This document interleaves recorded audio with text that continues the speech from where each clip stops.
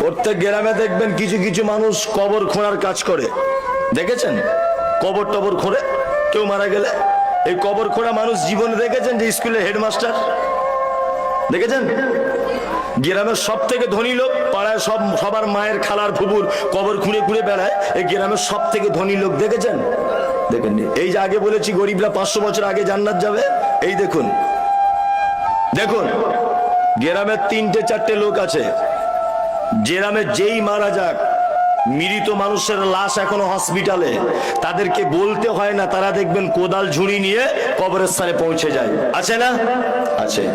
আপনার মায়ের কবর খুঁড়েছে, আপনার বিবির খুঁড়েছে, আপনার বেটার খুঁড়েছে, পাড়া প্রতিবেশীর খুঁড়েছে, আপনারও খুঁড়বে বলে একদম ভালো করে ধার দিয়ে রেখেছে, শুধু মাইকে বললেই হলো।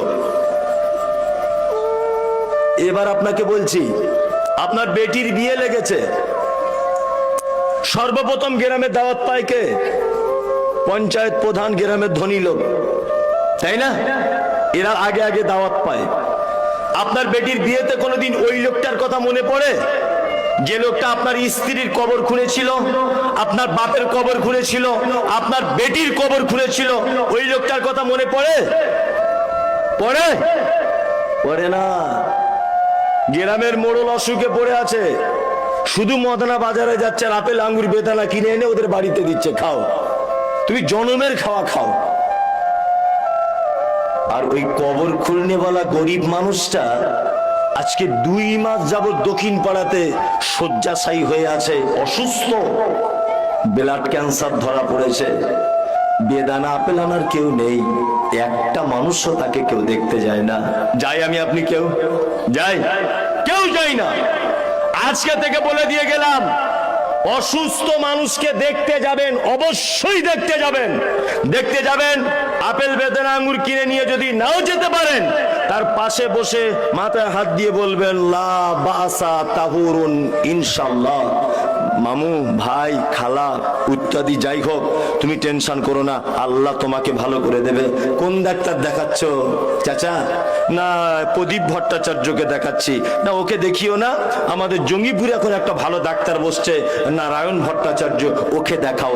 এইরকম গুটি গুটি কয়েকটা উপদেশমূলক কথা বলে আসুন।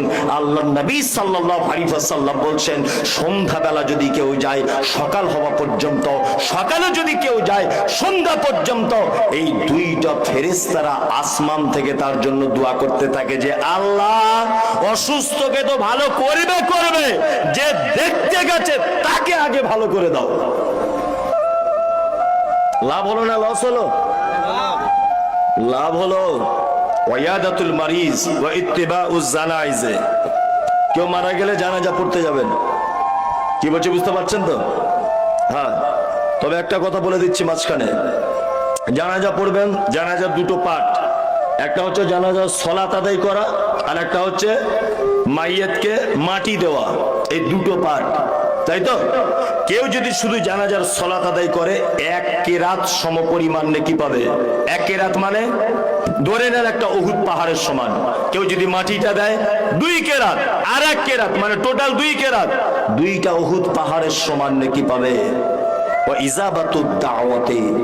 আর যদি কেউ তোমাকে দাওয়াত করে, তুমি তার দাওয়াতকে কবুল করো। এবার একটা কথা বলছি, এই আমার দিকে ফিরুন। ওইদিকে দেখছেন কেন? এইদিকে ফিরুন। হাজী সাহেব আসছেন। জি, শুকরিয়া। জি, আল্লাহ নবী সাল্লাল্লাহু আলাইহি ওয়াসাল্লাম বলছেন, এইদিকে ফিরুন। আল্লাহ নবী সাল্লাল্লাহু আলাইহি ওয়াসাল্লাম বলছেন, ইজাবাতুদ দাওয়াতে, তোমাকে যদি কেউ দাওয়াত দেয় তুমি দাওয়াত গ্রহণ করো। 4 নম্বরের কাজ। ইনশাআল্লাহ আমরা দাওয়াত গ্রহণ করব। ইনশাআল্লাহ।